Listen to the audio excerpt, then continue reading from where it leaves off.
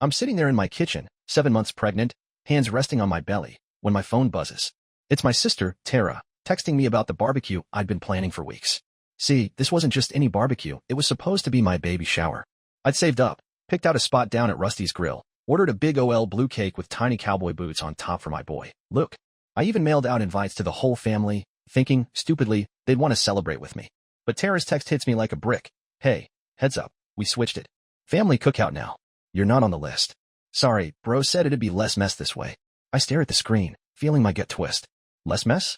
I'm the one who rented the picnic tables, paid for the brisket, even got a playlist ready, Johnny Cash and some Willie Nelson to keep it chill. I call my dad right away, figuring he'll explain this nonsense. He picks up, grunting into the phone like I'm interrupting his coffee. Yeah, what's up, Ben? Dad, what's this about a cookout? I planned a baby shower. My baby shower. For Luke. My voice is steady, but inside I'm boiling. He sighs, loud and annoyed. Look, we talked it over, me, your mom, Tara, Uncle Ray, the whole crew. A cookout's better. Bigger.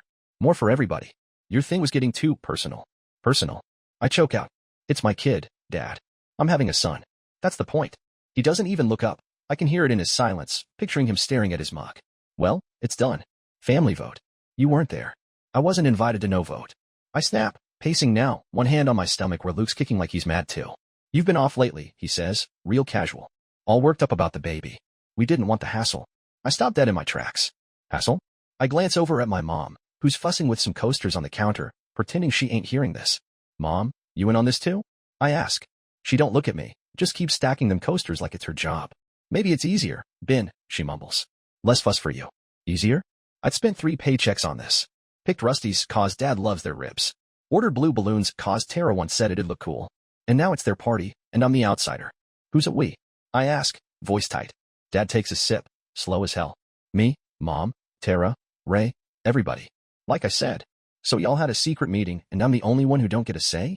You were busy, he says, smirking like it's a joke. All hormonal or whatever. Pregnant stuff. That's when it hits me. They ain't just stealing my day. They're shoving me out. I feel my jaw lock. So I'm not invited. To my own damn shower. Dad sets his mug down hard. Nope. It's a family thing now. No drama allowed. Drama? I say, low and sharp. I'm drama 'cause I wanted one day for my son? Mom pipes up then, her voice all sweet and sneaky. Honey, maybe it's best. Less stress on you. I look at her, then back at Dad, who's already flipping through his phone like I'm done talking. I'd spent weeks on this. Hours picking napkins, a playlist, a cake I couldn't even eat, 'cause I'm watching my sugar. All for them to take it and tell me to get lost. Fine, I say, cold as ice. I'll send the gift. The one with Luke's name on it. Y'all enjoy that. Do what you want, Dad mutters, not even looking up. Just don't show up. It ain't your thing no more. I nod, real slow, and walk out. Door slams behind me, and I'm standing in the driveway, promising myself one thing. They can have their cookout, but I ain't fading away like they think. Not this time. See, this ain't new. First time they made me feel like trash was back when I was 15. Christmas morning, Tara got a shiny new laptop, and me? A pair of socks Mom grabbed from the gas station. Still had the tag on M, crumpled in a plastic bag. I told myself it didn't matter. I was tough, didn't need much. But it stuck with me, that feeling of being invisible. Always been the guy who don't complain, who cleans up their messes, who says yes when they need cash or a ride or a shoulder. Like when Tara wrecked her car at 18, joyriding with her boyfriend, and I worked doubles at the hardware store to help pay the deductible. Or when Uncle Ray lost his job and I bought his groceries for a month. Never asked for nothing back. Thought if I kept giving, they'd see me. Turns out, they just took more. So I get home, sit on my couch, and decide something's gotta shift. They want a cookout? Fine. But I ain't done yet. I box up the gift, a little wooden train said I painted blue for Luke, and slap a note on it. Then I call Rusty's Grill. See, I'd paid for a surprise, a big blue smoke bomb to go off at the end, my way of saying, here's my boy. Never canceled it. They're gonna see that smoke, and they're gonna know who lit the fuse. That's step 1. 'Cause this time, I'm making damn sure they don't forget me. So there I am, back at my place, sitting on this lumpy old couch I've had since I moved out at 19. My belly's sticking out like a basketball now, 7 months along, and Luke's kicking up a storm. Feels like he's telling me, Dad, don't let M walk all over us. I'm still fuming from that call with my folks, how they turned my baby shower into their damn family cookout and left me in the dust. But I ain't just mad. I'm awake. For once, I'm seeing it clear. They don't give a rat's ass about me unless I'm handing something over. And I'm done playing that game. I grabbed the gift I'd been saving for the shower, that little blue train said I spent nights painting in the garage. Each car's got Luke's name scratched into it with a wood burner I borrowed from my buddy Pete. I wrap it up in some brown paper, tie it with twine, and stick a note inside. Ain't nothing fancy, just, for Luke. From the guy you forgot. I don't sign it. They'll know. Then I call Rusty's Grill, where I booked the whole shindig. The manager, Carla, picks up. She's a tough lady, runs that place like a drill sergeant, but she's always been square with me. Hey, Carla, it's Ben, I say, leaning back, staring at the ceiling. That barbecue tomorrow's still on? Yup, she says, popping her gum loud through the phone. Your family's been in here already, fussing about table setups. Said it's some big reunion now. I grit my teeth. Yeah, about that. They kicked me out. Took my shower and made it theirs. She goes quiet for a sec, then lets out a low whistle. That's cold, Ben. Real cold. You paid half up front, tables, food, the works. What you want to do? Keep it rolling, I tell her. Send the train set over with the food tomorrow. And that blue smoke bomb I ordered for the end? Don't cancel it. Let it rip. Carla chuckles, dark and slow. You're stirring the pot, huh? I like it. Done. Anything else? I think for a minute, rubbing my chin.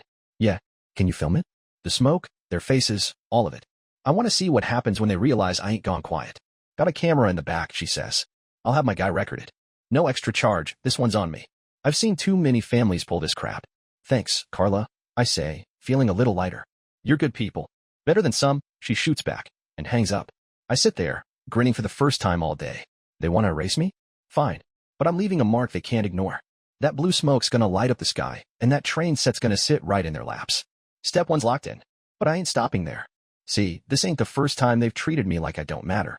Growing up, I was the fixer. Tera'd blow her paycheck on concert tickets, then cry to mom and dad when rent was due. Guess who'd cover it? Me, pulling extra shifts at the lumber yard. Or dad, when he'd overspend on fishing gear he never used, Rod still got tags on him in the garage. I'd pick up his bar tab so mom wouldn't find out. And mom? She'd order stuff off late-night TV, knife sets, fake gold necklaces, then beg me to float her till payday. I did it every time, thinking that's what family does. Never got a thank you, just more hands out next month. When I told him I was expecting Luke, you'd think they'd cheer. Nope. Mom frowned and said, well, there goes poker night. Dad grunted, you sure you're ready for this, Ben? Like I hadn't been keeping them afloat for years. Tara just laughed and said, good luck, sucker. Meanwhile, when Tara's boyfriend knocked her up 2 years back, they threw her a big bash, kegs, a pig roast, the whole deal. Me? I get a cookout I ain't even invited to. That's when I knew. They don't see me as family. They see me as a damn ATM. So I start plotting step 2. I grab a notebook and list it out, every dime I've shelled out for them. $500 for Tara's car tires last year.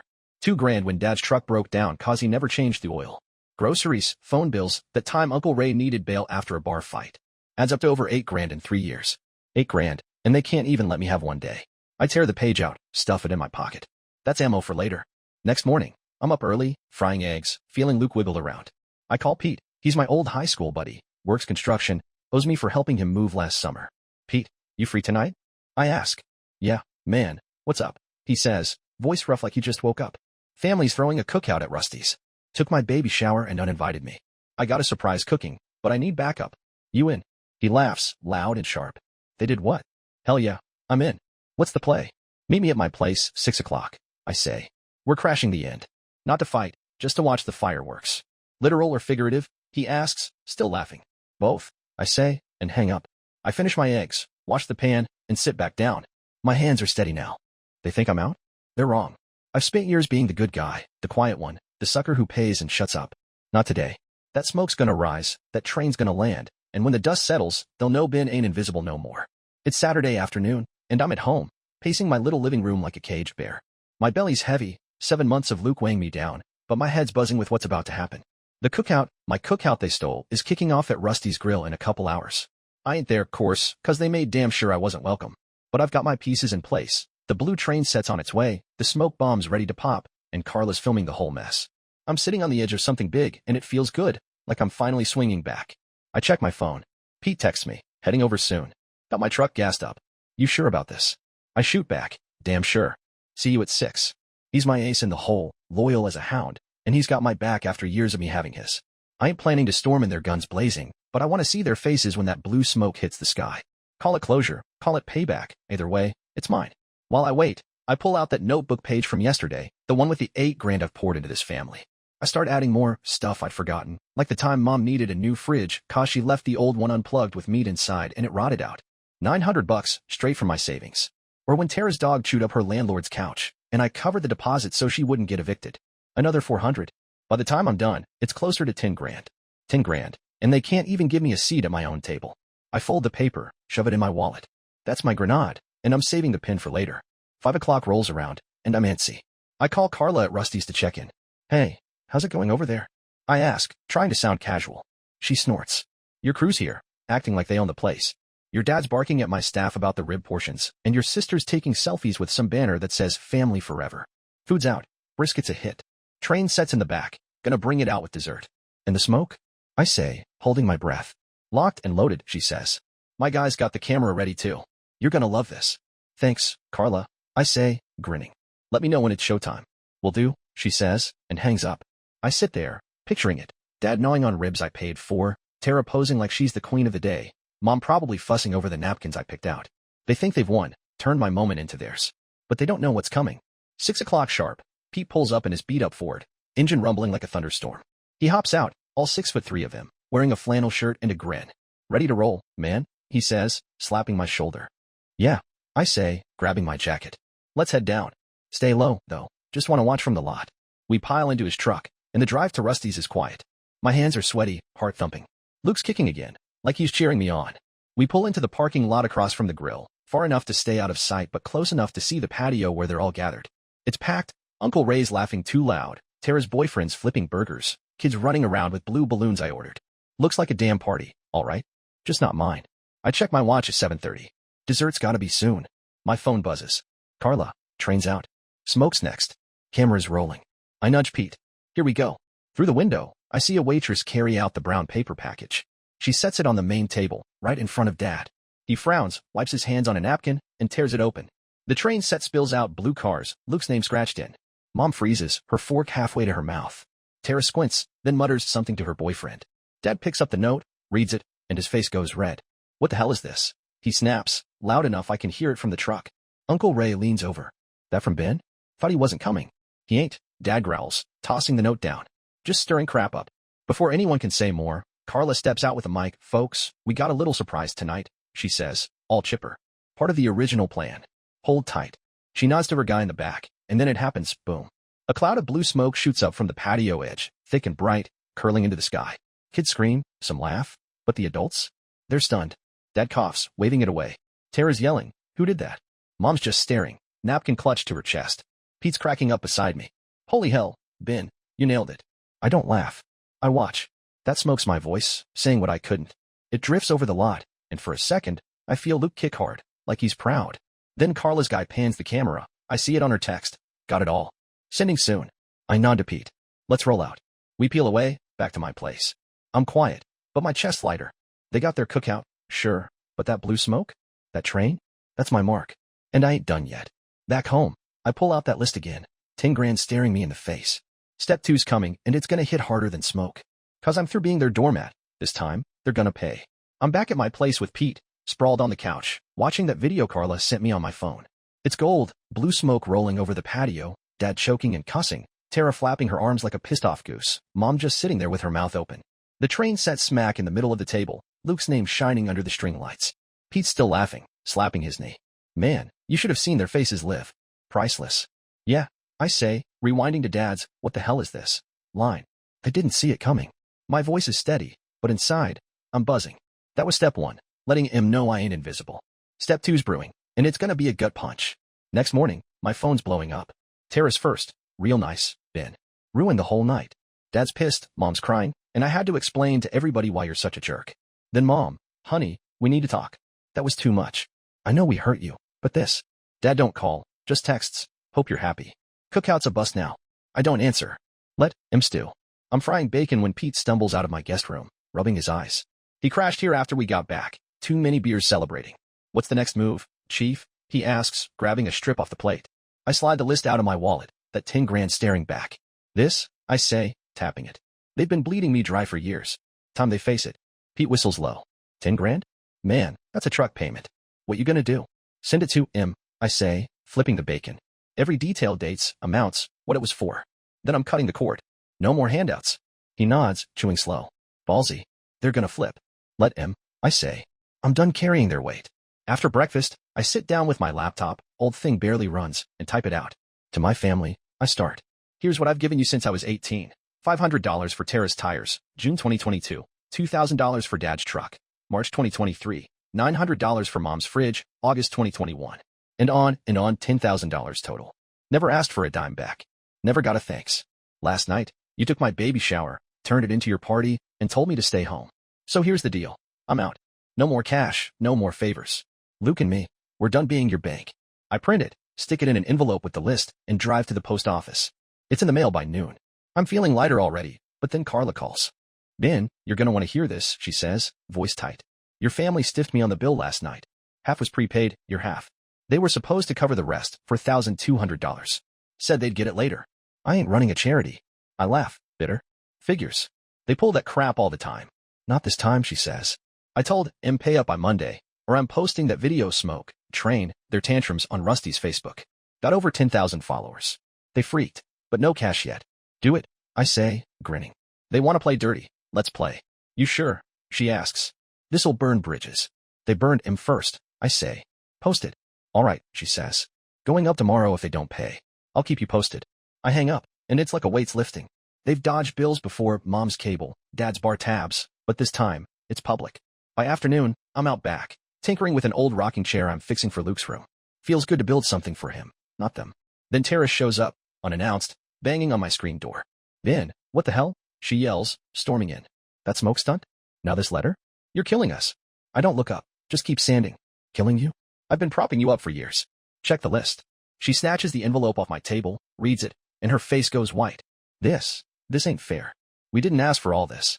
Yeah, you did, I say, calm as hell. Every time you came crying car broke, rent due, dog ate the couch. I paid. You took. She stammers, we're family. That's what family does. Not my family, I say, setting the sandpaper down. Family don't kick me out of my own kid's party. She glares, then softens, fake tears welling up. Ben, please. We're sorry. Just help us with Rusty's bill. One more time. Nope, I say, crossing my arms. You're on your own. She storms out, slamming the door. I go back to sanding, and Luke kicks, like he's saying, good job, Dad. The fallout's just starting, but I'm ready. They've got till Monday to pay, or that video's dropping. Either way, I'm free. Monday morning hits, and I'm up early, sipping coffee, waiting. Luke's restless, rolling around like he knows something's up. I check my phone. No word from Carla yet, but I know today's the deadline. My family's had 2 days to scrape up $4,200 for Rusty's, and I'd bet my last dollar they ain't got it. They never do. Around 10, Pete swings by, hauling a toolbox. Figured I'd help with that chair, he says, nodding at the half-finished rocker in the corner. Plus, I want to see how this shakes out. Appreciate it, I say, handing him a mug. Carla's posting that video if they don't pay. Should be any minute. We're sanding and talking when my phone dings. Carla, no payment. Video's live. Check Rusty's page. I grab my laptop, pull up Facebook, and there it is, 3 minutes of pure chaos. Blue smoke blasting, Dad yelling, Tara freaking out, Mom looking lost. The caption reads, family reunion gone wrong. Booked by one guy, hijacked by his kin, then they skip the bill. We don't roll like that at Rusty's. Comments are already pouring in, locals laughing, some pissed, a few saying, ain't that Tara's crew? Pete's howling. Look at your dad's face. Red as a tomato. I smirk, but my chest's tight. This ain't just funny, it's real. My phone starts lighting up again. Tara, you did this. Everyone's laughing at us. Mom, Ben, this is humiliating. Fix it. Dad, you're dead to me. I don't reply.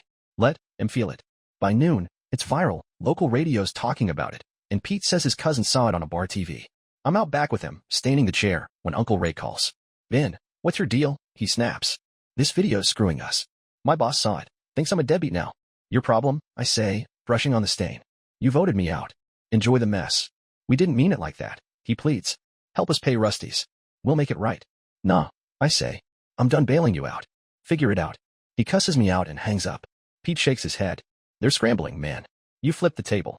Yeah, I say, wiping my hands. Feels weird, but good. That night, I'm eating leftovers when Carla calls again. Got an update, she says.